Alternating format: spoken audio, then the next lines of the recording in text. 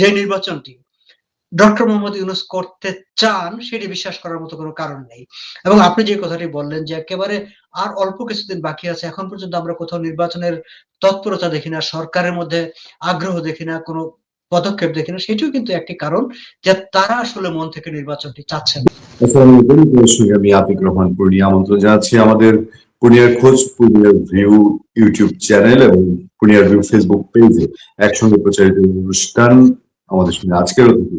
আপনারা দেখতে পাচ্ছেন আমাদের সবার পরিচিত মুখ, প্রবাসী সাংবাদিক, সিনিয়র সাংবাদিক, বাংলাদেশের সিনিয়র সাংবাদিক জনাব শওকত আলী সাগর। সাগর, আপনাকে আমন্ত্রণ জানাচ্ছি আমাদের দর্শকদের পক্ষ থেকে। আমাদের এই খোঁজ খবর অনুষ্ঠান সাজানো হয় সমসাময়িক বিষয় নিয়ে, নিউজ এন্ড কারেন্ট অ্যাফেয়ার্স থেকে আমরা আলোচনা করি। আপনাকে আজকে আমাদের আমন্ত্রণ জানানো, আমরা মাস দুয়েক আগে আপনার কাছ থেকে আমরা বাংলাদেশের রাজনৈতিক বিশ্লেষণ শুনেছি, প্রায় 2 মাস বিরতি দিয়ে।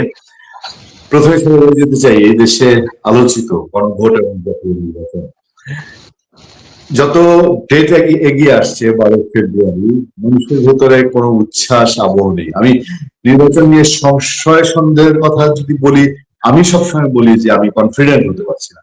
সংশয় সন্দেহ কিনা জানি না, আমি কনফিডেন্ট না, কারণ কোথাও কোনো রং নাই, নির্বাচনের রং নাই। দ্বিতীয়ত হলো আমাদের চিফ অ্যাডভাইজার জনাব ডক্টর মোহাম্মদ ইউনূস, উনি প্রতি পদে পদে প্রায় প্রতিদিন ঘুরিয়ে বলে 12ই ফেব্রুয়ারি নির্বাচন হবে, 12ই ফেব্রুয়ারি নির্বাচন হবে, একদিন আগেও না একদিন পরেও না। এটা আমাদের সোশ্যাল মিডিয়াতে একটা প্রশ্ন তৈরি করেছে যে অনেকে বলেন যে ডক্টর আসলে কি নির্বাচন চান, চাইলে এতবার এই কথা কেউ বলে না। যাই হোক, এই প্রেক্ষাপটে কিছু চেঞ্জ আছে। আপনি জানেন যে বাংলাদেশের উপদেষ্টা পরিষদ সহ ঝাঁপিয়ে পড়েছে তারা নির্বাচনে গণভোটে হ্যাঁ বিজয়ী করার জন্য। তাদের সঙ্গে আছেন এনসিপি নির্বাচনে অংশ নিচ্ছে, জাতীয় নির্বাচনে, কিন্তু জাতীয় নির্বাচনে ভোট চাওয়ার চেয়ে তারা হাতে ভোট চাচ্ছে বেশি। জামাতে ইসলামী জুলাই সনদের পক্ষে একটা বড় অংশ, তারা জাতীয় নির্বাচন নাকি গণভোট কোনটার জন্য বিমুখ, মানে একদম উদ্গ্রীব হয়ে আছে। সার্বিক প্রেক্ষাপটটা সাগর ভাই আপনি কিভাবে দিচ্ছেন? আপনার কাছ থেকে বিশ্লেষণ আশা করছি। শওকত আলী সাগর, সিনিয়র সাংবাদিক। অনেক ধন্যবাদ আপনাকে আমাকে আপনার এই অনুষ্ঠানে যুক্ত করার জন্য। দর্শক, আপনারা যারা এই অনুষ্ঠানটি দেখছেন কিংবা সামনে দেখবেন, আপনাদেরকেও শুভেচ্ছা জানাই, আগাম ধন্যবাদ জানিয়ে রাখছি।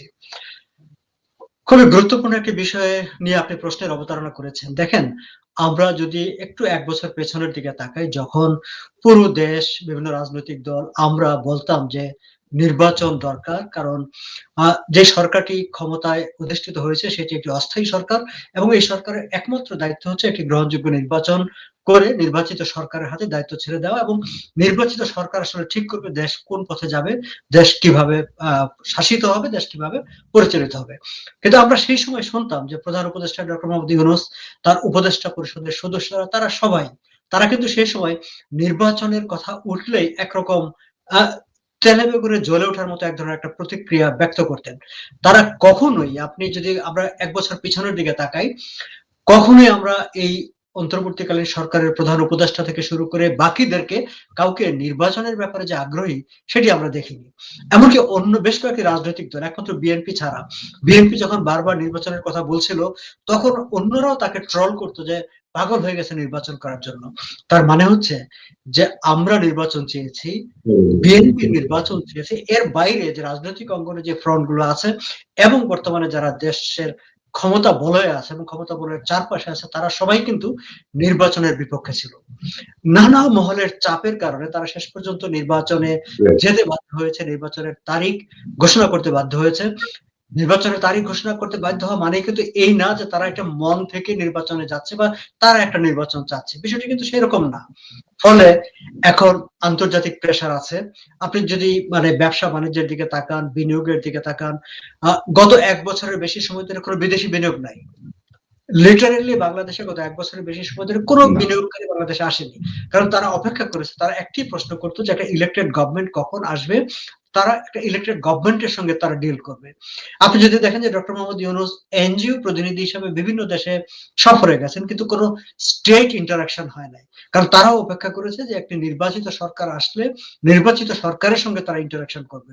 ফলে বাইরের নানামুখী চাপের কারণে একটি নির্বাচনের তারিখ ঘোষিত হয়েছে।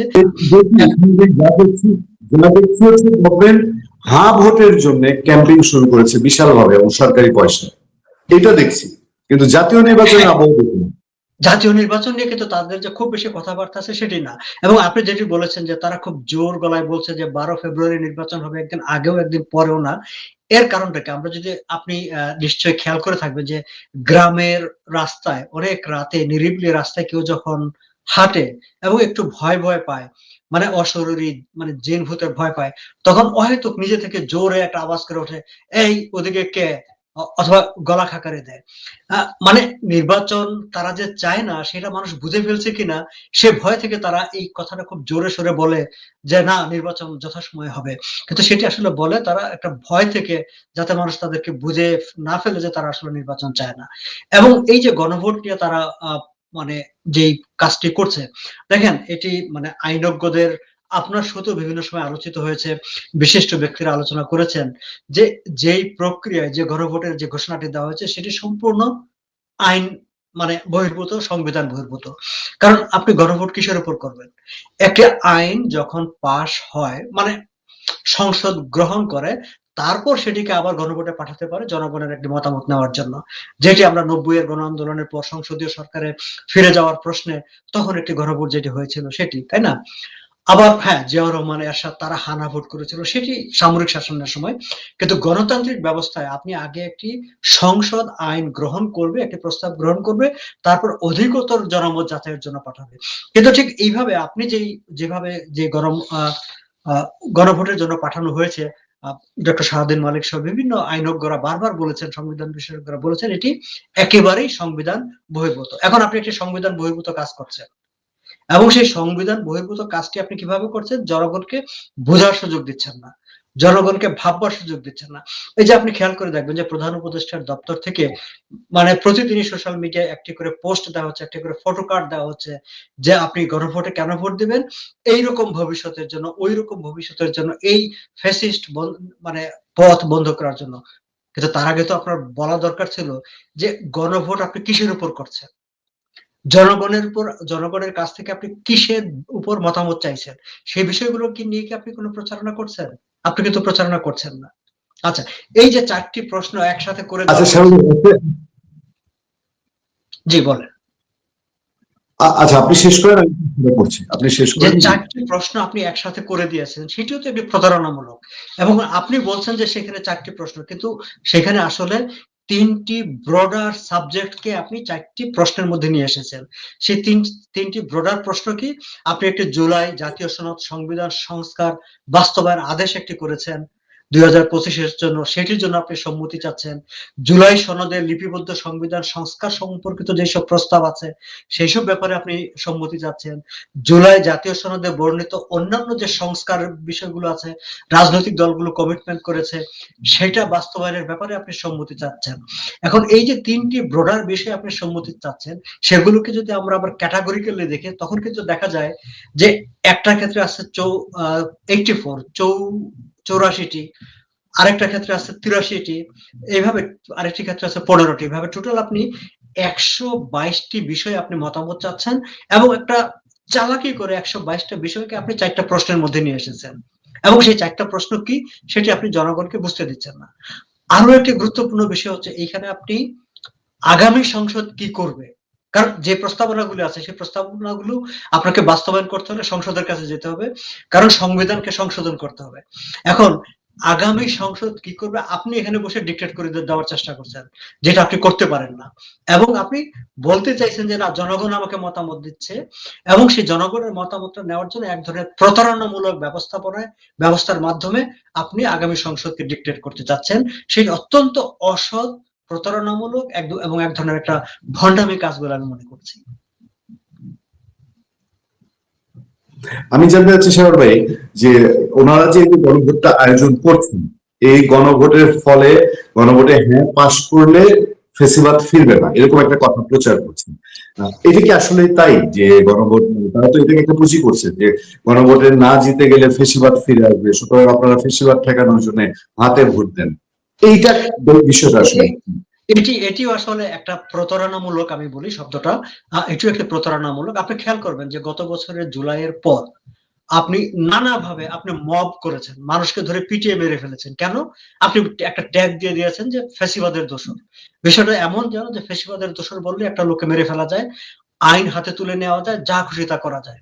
এবং ঠিক একই কায়দায় এখানে এসে যে সেই ফ্যাসিবাদ শব্দটাকে সামনে আনা হচ্ছে মানুষকে বোঝানোর জন্য, এটিও একটি আমি মনে করি যে একটা খুবই বাজে কাজ হচ্ছে। এবং এই যে প্রস্তাবনাগুলো আছে, এই প্রস্তাবনাগুলো দিয়ে ফ্যাসিবাদ আপনি কিভাবে ঠেকাবেন? ফ্যাসিবাদ ঠেকানো তো হচ্ছে আপনি ব্যক্তির চর্চা। আপনি ধরেন এখন যে সরকার আছে, এই সরকার তো একটি অন্তর্বর্তীকালীন সরকার। আমরা যদি এই সরকারের কর্মকাণ্ডকে ব্যাখ্যা করি, বিশ্লেষণ করি, আমরা কি এই সরকারকে ফ্যাসিবাদী কার্যক্রমের দায়ে দোষী করতে পারি না? পারি তো। কারণ এমন কাজগুলো করেছে এই সরকারও, যে কাজগুলোকে আমরা নির্দ্বিধায় যে ফ্যাসিবাদের যে সংজ্ঞা, সেই সংজ্ঞার মধ্যে ফেলতে পারি। তাহলে আপনি নিজেও যদি ফ্যাসিবাদের অভিযোগে অভিযুক্ত যদি আপনাকে করা যায়, ফ্যাসিবাদের দোষে আপনি যদি দুষ্ট হন, তাহলে আপনি যে ব্যবস্থাপনা আনতে চাচ্ছেন, সেই ব্যবস্থাপনা দিয়ে ফ্যাসিবাদ চিরকালের জন্য বন্ধ হয়ে যাবে, সেটা আমরা কিভাবে বিশ্বাস করব? আমরা কিভাবে আস্থা পাবো? কিন্তু যে প্রস্তাবনাগুলো আছে, সেই প্রস্তাবনাগুলো আসলে কতগুলো, মানে অধিকাংশই তো বর্তমানে আছে। তার মধ্যে আপনারা আপনাদের সুবিধা মতো কিছু সময় কিছু শর্ত সেখানে যুক্ত করে দিচ্ছেন। মানে রাজনৈতিক দলের বাইরে মানে কিছু সুবিধাবাদী সিভিল সোসাইটির সদস্যদেরকে, কিংবা যারা জনগণের কাছে না গিয়েও মানে ছোট দলের বড় নেতা হিসাবে জনগণের সামনে নিজেদেরকে উপস্থাপন করেন, তারা যাতে সহজে সংসদে চলে আসতে পারে, বেসিক্যালি সেই ব্যবস্থাটা করার জন্য এই সংস্কার প্রস্তাবগুলো আনা হয়েছে। এবং গণভোটের মাধ্যমে এক ধরনের একটা প্রেসার তৈরি করার চেষ্টা করা হচ্ছে যারা আগামীতে ক্ষমতায় আসবে তাদের উপর। ফলে এগুলো, এই যে ফ্যাসিবাদ চিরতরে বন্ধ হয়ে যাবে, সেগুলো আসলে আসলে মানে এক ধরনের কি বলবো প্রতারণামূলক শব্দ, আসলে আর কিছু না। নির্বাচন নিয়ে যেহেতু আলাপ হচ্ছে, একই সাথে এই আলাপটা সেরে নেই সাগর ভাই। সেটা হচ্ছে যে ডক্টর ইউনূস, আপনি জানেন এ নিয়ে আমাদের বিস্তর আলাপ হয়েছে দেশে, যে উনি আশাবাদ ব্যক্ত করেছেন যে তার যেটা কিংস পার্টি নামে পরিচিত এনসিপি, তাদের নেতৃবৃন্দ বেশ কয়েকটি আসনে জয়লাভ করবে। মানে নির্বাচন হওয়ার আগেই একরকম নির্বাচনের ফল প্রকাশের মতো অনেকে বলছেন। এই বিষয়টা কি, এনসিপির ভবিষ্যৎ কেমন দেখছেন? না, এই জায়গাটা আমার একটা প্রশ্ন আছে যে দেখেন, আপনি অন্তর্বর্তী সরকারের প্রধান, আপনি কি করে ধারণা করেন, আপনি কি করে আন্দাজ করেন কারা নির্বাচিত হবে, কারা নির্বাচিত হবে না? দ্বিতীয়ত, আমি যদি ভুল না করে থাকি, পত্রিকায় যেভাবে ছাপা হয়েছে সেখানে তিনি কিন্তু এই কথাটিও বলেছেন যে এদের, এই তরুণদের মধ্যে কেউ কেউ সংসদে নির্বাচিত হবে এবং এদের মধ্যে কেউ না কেউ শিক্ষামন্ত্রী হবে। শিক্ষামন্ত্রী যাবে সেটা আপনি কিভাবে জানেন? যারা সরকার গঠন করবে তারা ঠিক করবে কাকে শিক্ষা মন্ত্রণালয় দেওয়া হবে, কাকে কোন মন্ত্রণালয় দেওয়া হবে। তার মানে কি আপনার কোনো অ্যারেঞ্জমেন্ট আছে, কোনো ব্যবস্থাপনা আছে, যে ব্যবস্থাপনার মাধ্যমে কোনো বিশেষ রাজনৈতিক দলকে, কোনো বিশেষ ব্যক্তিদেরকে আপনি মানে কোনো মেকানিজম আছে যে জিতিয়ে আনার একটা তৎপরতা আছে? আমি যেটিকে বলি যে তাহলে কি দেশে একটা ম্যানুফ্যাকচারড ইলেকশন হবে? মানে আপনি একটা তৈরি করা জিনিস, বিভিন্ন জায়গার বিভিন্ন উপাদানগুলোকে নিয়ে আপনি একটি সংসদ তৈরি করবেন আপনার পছন্দ মতো, সেরকম কোন অ্যারেঞ্জমেন্ট কি হয়েছে? এবং সেরকম একটা অ্যারেঞ্জমেন্টের যে সন্দেহ, সেই সন্দেহটা কিন্তু আমরা একটু বাস্তবতা পাই আমরা যখন পোস্টাল ব্যালট পেপার গুলো দেখি প্রবাসে বিভিন্ন জায়গায়। এই যে পোস্টাল ব্যালট পেপার গুলো, সেগুলো জামাত নেতাদের বাড়িতে বাড়িতে পাওয়া যাচ্ছে, সেখানে কিভাবে যাবে? আবার প্রবাসের বিভিন্ন দেশে যেখানে আহ ভোটার তালিকায় যে অন্তর্ভুক্ত করা হয়েছে প্রবাসীদের, সেখানেও বিশেষ বিশেষ রাজনৈতিক দলের নেতারা, কর্মীরা, তারা গিয়ে এই কাজগুলো করেছে দূতাবাস থেকে অনেকটা বাইরে রেখে। তো তার মানে বোঝা যাচ্ছে যে সেখানে এক ধরনের একটা প্লে হয়ে গেছে। এবং ডক্টর ইউনূস যখন বলেন যে কেউ কেউ নির্বাচিত হবে, কেউ কেউ শিক্ষামন্ত্রী হবে, তাহলে ওই যে প্লটটাকে আমরা ভাবি, সন্দেহ করি, সেই প্লটের সঙ্গে আমরা একটা সংযোগ পাই। তার বাইরেও আমরা এখন পর্যন্ত যদি দেখি যে ডক্টর মোহাম্মদ ইউনূসের কিংবা অন্তর্বর্তী সরকারের ভূমিকা, আগাগোড়ায় আমরা কিন্তু দেখেছি তারা বায়াসড। তিনি তো নিজেই বলেছেন যে ছাত্ররা তার নিয়োগকর্তা। তিনি বলেছিলেন যে ছাত্ররা রাজনৈতিক দল গঠন করবে, তখনও রাজনৈতিক দল গঠিত হয় নাই। তিনি বিদেশি মিডিয়াকে সাক্ষাৎকার দিয়ে বলেছিলেন এবং তিনি বলেছিলেন যে তিনি তাদেরকে উৎসাহিত করেছেন। এখন তিনি বলছেন যে তাদের মধ্যে তারা এমপি হবে, শিক্ষামন্ত্রী হবে। তার মানে হচ্ছে যে তিনি একদম ডে ওয়ান থেকে আসলে একটা যে মেটিকুলাস ডিজাইন যে শব্দটি ব্যবহৃত হয়, খুব উচ্চারিত হয়, সেরকম একটি ডিজাইন নিয়ে তিনি আসলে আগামী নির্বাচনটাকে সামনে রেখেছেন যে শেষ পর্যন্ত যদি নির্বাচন করতে হয়, আমি মনে করি নির্বাচনটা হতেই হবে, হওয়া দরকার। কেমন নির্বাচন হবে সেটি নিয়ে প্রশ্ন আছে, কিন্তু আমার এখন মনে হচ্ছে যে তাদের এই সরকারের মাথায় ঠিক ওইরকম একটা ম্যানুফ্যাকচার নির্বাচন আছে এবং সেই ম্যানুফ্যাকচার নির্বাচনের দিকে তারা এগোচ্ছেন। নির্বাচন হওয়া দরকার যে বলছেন, আমি যদি একটু বলি যে এই সরকারের কি সেই সক্ষমতা আছে যে নির্বাচনটা তারা দিতে পারবে? এই নির্বাচন আমাদের জন্য কি কাজে আসবে, তার কি সক্ষমতা আছে? তার কি প্রিপারেশন আছে ইন্টারনালি দেশের ভেতরে? আমি এখানে Awami League subject, America, Canada, France বা ইন্ডিয়া কি করলো সেটা বলতে চাচ্ছি না। দেশের ভেতরে যে সিচুয়েশন তৈরি করে রেখেছেন, ওই তো শেষে এসে আপনিও বললেন বাধ্য ইলেকশনটা দিচ্ছেন, তার আগে ইলেকশনের কিন্তু প্রিপারেশন তার কিছুই তিনি নেননি, হঠাৎ করে একটা কিছু হবে। এই হওয়াটা আমাদের কতটুকু ভালো হবে, যেটা আপনি বলছেন যে তারপরেও 12 ফেব্রুয়ারি হোক? হ্যাঁ, কতটুকু ভালো হবে সেটি নির্ভর করবে যে রাজনৈতিক শক্তির উপর। আসলে ধরেন বিএনপি অন্যতম প্রধান আরেকটি রাজনৈতিক দল যারা ক্ষমতায় যেতে চায় কিংবা যারা দাবি করে যে তাদের আওয়ামী লীগ যেহেতু মাঠে নেই, আওয়ামী লীগের কার্যক্রম যেহেতু সরকার আমি বলবো যে স্বেচ্ছাচারী ভাবে তাদের কার্যক্রম স্থগিত করে রেখেছে, এই মুহূর্তে বিএনপি একটা অন্যতম বড় শক্তিশালী রাজনৈতিক দল। বিএনপির ভূমিকার উপর নির্ভর করবে আসলে আগামী নির্বাচনটা কতটা ভালো হবে কি ভালো হবে না। এখন যেহেতু ডক্টর ইউনূস অন্তর্বর্তী সরকার নির্বাচন চায় না, যেহেতু তার নিয়োগকর্তা হিসেবে তিনি যাদেরকে ভাবেন এনসিপি কিংবা অন্যান্য যারা তরুণদের রাজনৈতিক দল, তারা নির্বাচন চায় না। জামাত ইসলামী আগাগোড়া আপনি জানেন যে নির্বাচনের বিপক্ষে বলে এসেছে, তারাও বলে এসেছে অত তাড়াহুড়া নেই। এখন এসে হয়তো তারা বলছে যে হ্যাঁ নির্বাচন হবে বা নির্বাচন চায়। ফলে যেহেতু নির্বাচনের বিপক্ষে শক্তিটাই সব বেশি, রাজনৈতিক শক্তি বলি বা সরকার বলি সব মিলিয়ে, এখন বিএনপি আরেকটি মানে ক্ষমতায় যাবার দাবিদার আরেকটি রাজনৈতিক দল। বিএনপি যদি শক্তভাবে রাজনৈতিক ভাবে একটা অবস্থান নিতে না পারে, ভূমিকা নিতে না পারে, তাহলে বিএনপির জন্য অবশ্যই 1991 সালে আওয়ামী লীগের ভাগ্যে যা ঘটেছিল সেই রকম ঘটনার যদি পুনরাবৃত্তি ঘটে, তাহলে হয়তো মানে খুব কি বলবো এটাকে, অবাক হওয়ার কোনো কারণ থাকবে না। কিন্তু সেরকম পরিস্থিতি ঘটলে হয়তো সরকার একভাবে সেটিকে সামলে নেবে।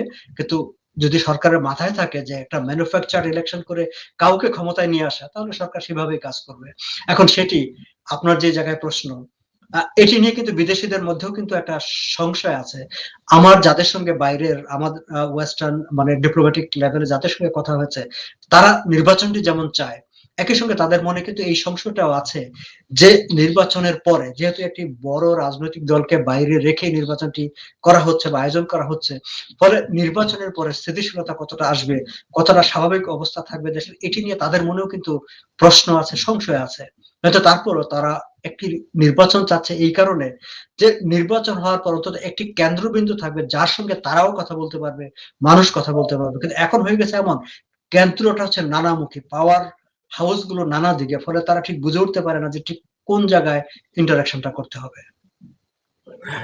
সবে আমি আরেকটা বিষয়ের দিকে যেতে চাই এই মুহূর্তে, সেটা হলো যে আমেরিকা দেখেছেন যে আমেরিকা এর আগে আমরা দেখেছি যে নির্বাচিত সরকার আগে বাংলাদেশের মতো দেশে আমেরিকা ভেতরে ভেতরে কোন একটা পার্টির সঙ্গে আন্ডারস্ট্যান্ডিং এ যায়, ইন্ডিয়া যায়, এরকম আমরা শুনেছি অনেকবার।